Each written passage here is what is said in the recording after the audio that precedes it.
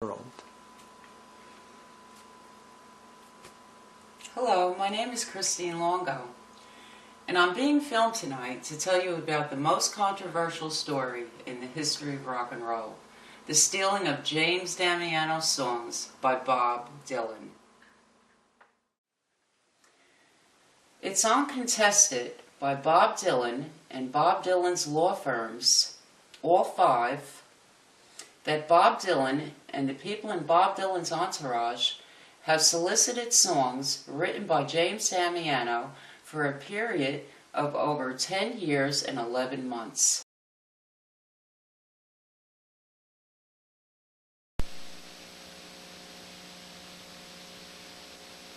This is the videotape deposition of Elliot Mintz in the matter of Damiano versus Sony Music and Bob Dylan.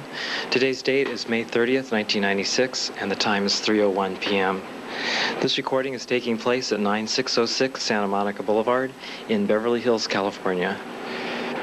My name is Jeff Minger, a notary public in the state of California. I represent Kearns & Gradill's Video Services, located at 9320 Wilshire Boulevard in Beverly Hills, California. This deposition is being videotaped on behalf of the plaintiff. I'm neither counsel for, employed by, or related to any party in this action, nor am I interested in the outcome thereof. Counsel, please introduce yourselves and state your appearances. Stephen Kramer for the plaintiff. Orrin Snyder, and soon to be joined by Stephen Hayes for Sony Music Entertainment and Bob Dylan. We are on the record. Would the court reporter please swear in? Mr. Mintz, have you had an opportunity to complete that task? Yes, I have. Okay. Would you be kind enough to read to me and to the jury any other lies that you made to Mr. Damiano as appears in those transcripts? Specifically on my page marked 0152. Okay, if you just give me a moment to try to locate it.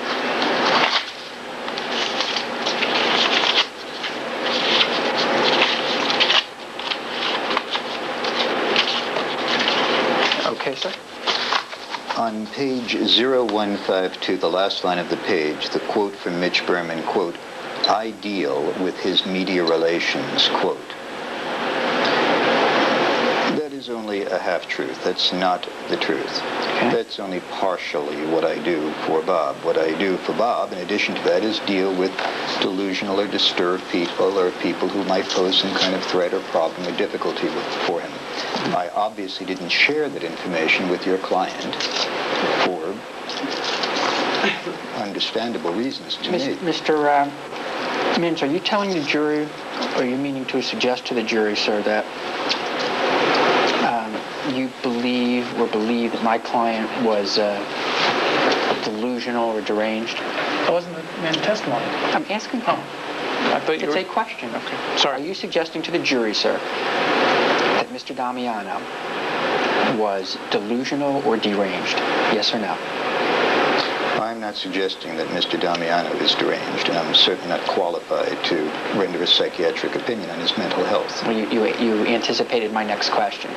And do you contend that he was delusional? Are you telling the jury that Mr. Damiano was delusional? Yes or no?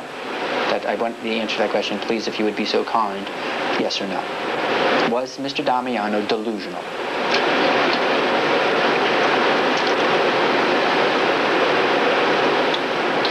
In my opinion, Mr. Damiano was, at the time of these conversations, delusional. Under the subject of mistruths spoken to your client,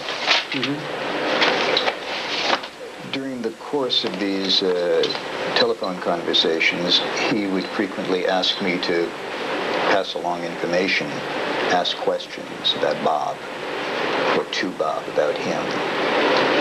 And I, in fact, told him that I would, and that I did. Just to whom you showed these documents?